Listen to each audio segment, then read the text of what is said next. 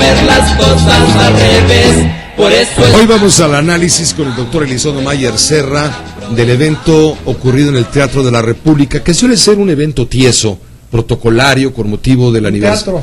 ¿Mándame? Es un teatro. Es un teatro, claro, el Teatro de la República, en donde todo el mundo muy tiesecito y conmemoran los héroes que nos dieron la Constitución del 17, etcétera, la más parchada del mundo.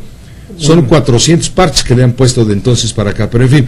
Pero hoy en particular, no, quizá por el momento que está viviendo México, llamó la atención el discurso presidencial, cuando dice, la Constitución no es un ente estático, sino es un ente que tiene que ser dinámico, moderno, actualizado permanentemente, por ejemplo, por vía de las reformas estructurales. O sea, hoy le dio un sentido más en función de su idea de gobierno, y eso nos llamó la atención. Mira, lo primero, Pepe, sin duda, la Constitución es una Constitución parchada, y por eso tiene razón el presidente. Es un proyecto vivo, tan vivo que se le ha parchado como pocas constituciones del mundo. Unos datos para ver cuál es el nivel de agregación de palabras, porque son parches que agregan, nunca que quitan. En su número último de Nexos, Héctor Fix nos recuerda que el texto de la Constitución de Querétaro tenía 22,000 palabras. Así, la versión original que hoy celebramos, esa por la que nos reunimos en el Teatro de la República, tenía 22,000 palabras. O sea, no era muy grande. Era grande para los estándares mundiales, pero relativamente pequeña. Normalmente cuando tú escribes, para que la gente tenga una idea, cuando escribes a doble espacio, en 2 cuartillas blancas, juntas 2,500 caracteres. Caracteres. Y palabras serán 600. Exacto, un artículo de 5,500 caracteres como el de Excelsior, en donde escribo, son 900 palabras. 900 palabras. Números redondos. Aquí estás hablando de 22,000 palabras. 22,000 palabras. Ahora bien. Pues no es tan grande. No era tan grande. No tan grande. Ahora, cuando Héctor Fix escribió este artículo antes de las reformas, dice, la Constitución ya tenía 59,000 palabras. Casi el triple. 2.7 veces más.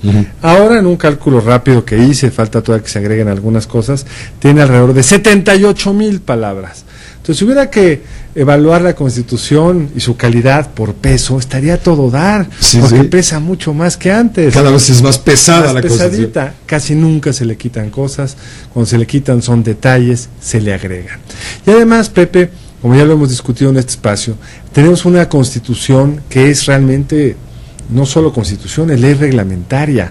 Nos indica con mucho detalle cosas que en otros países están en las leyes reglamentarias. Por ejemplo, en Estados Unidos, ¿cuántos artículos tiene la Constitución? Son muy pocos. Son muy pocos, más las enmiendas. Dejarte un dato. La reforma de telecomunicaciones, la constitucional aprobada al año pasado, con todo y transitorios, es más larga que la Constitución de los Estados Unidos. Un solo artículo con sus transitorios es más largo que la Constitución de Estados Unidos, porque la Constitución de Estados Unidos es una Constitución indicativa, te dice los grandes principios. Algunas cosas las regula con un poquito más de detalle, la forma de gobierno, etcétera, pero no te explica cuál es la política petrolera en un artículo 27 que tiene no sé cuántos párrafos, no te explica. En nuestra Constitución están detalles tales como cómo va a ser el financiamiento a los partidos. Si tú quieres cambiar la fórmula, tienes que cambiar la Constitución, porque está en la Carta Magna.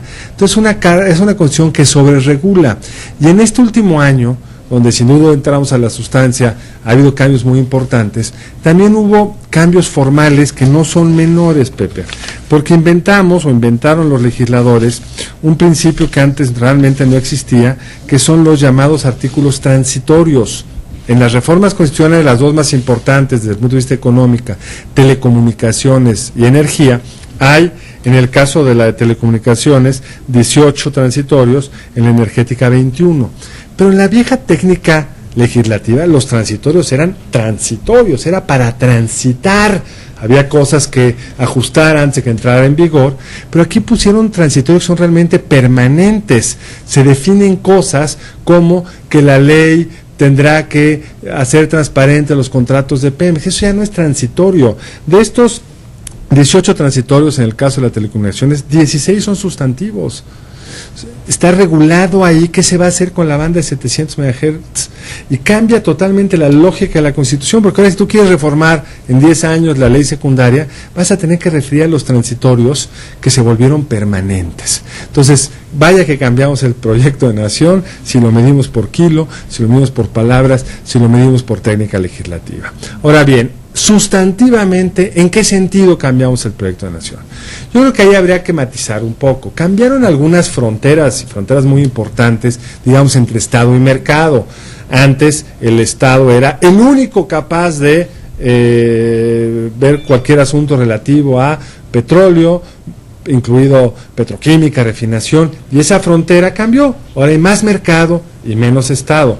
Pero la parte sustantiva del artículo 27, que es quién es dueño del petróleo, eso no se modificó, sigue siendo el Estado. Lo que cambia es quién lo puede extraer y cómo se pueden repartir las rentas. El cambio importantísimo políticamente en México, y no lo quiero para nada menospreciar, parecía imposible de hacerlo, pero aún con estos cambios es una reforma que deja un mundo en materia energética más cerrado que, digamos, en Brasil, que hoy lo gobierna pues, una presidenta de izquierda. Desde el punto de vista sustantivo cambiaron fronteras Estado-mercado.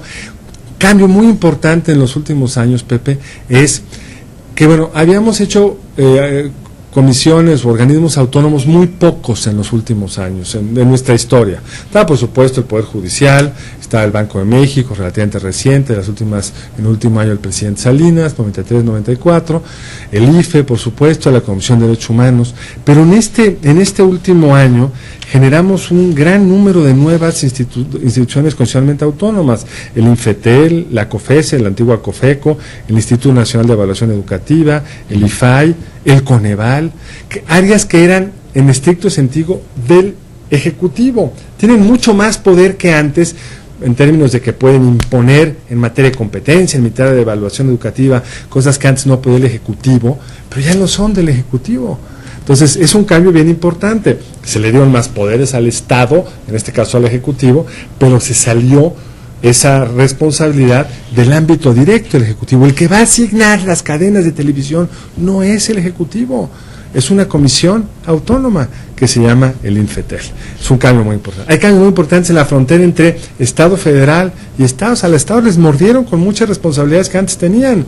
Ya no van a controlar los procesos electorales, ya no van a poder aislarse de la necesidad de las obligaciones de transparencia, porque el nuevo IFAI tiene atribuciones en materia local, que antes eso era de ámbito local, de instituciones de transparencia en general controladas por el propio Ejecutivo. Entonces sí cambian muchas barreras, muchas fronteras entre los distintos niveles de gobierno que nos obligan a una reingeniería legislativa que es pesadísima y complicada, y que si no la hacemos bien, pues buena parte de estos frutos se pueden perder, Pepe.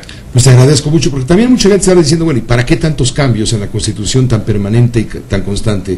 ¿Por qué no sentar a los padres legisladores a crear un constituyente permanente y generar una nueva Constitución que vuelva a las 22,000 palabras, pero las esenciales para la marcha de este país, y que sean leyes supletorias o secundarias las que modifiquen o nos digan el cómo se va a actuar? Porque la Constitución dice el qué, no debe de decir el cómo ni el cuándo. Tienes toda la razón. Hay una gran presión de algún grupo de académicos, algunos muy buenos como Miguel Carbonell, amigos y colegas que están en esa búsqueda de que tendríamos que rehacer la Constitución.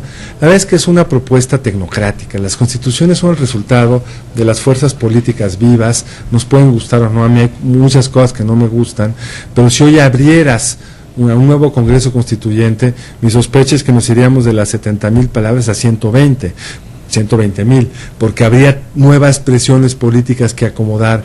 No creo que ahí veríamos el borrado de cosas que sobran. Pero si eso se diera en leyes secundarias, estaríamos de acuerdo, que cada gobierno la adapte o la lea, la interprete como quiera. Pero ¿por qué la esencia tiene que estar cambiando? Porque las minorías no te lo van a aceptar. La razón por la cual, para sacar la reforma de telecomunicaciones o la energía, en el primer caso PAN y PRD, en el segundo solo el PAN, pidieron esos artículos transitorios, es justamente porque es en las constitucionales donde tienen voz y voto y usan su fuerza.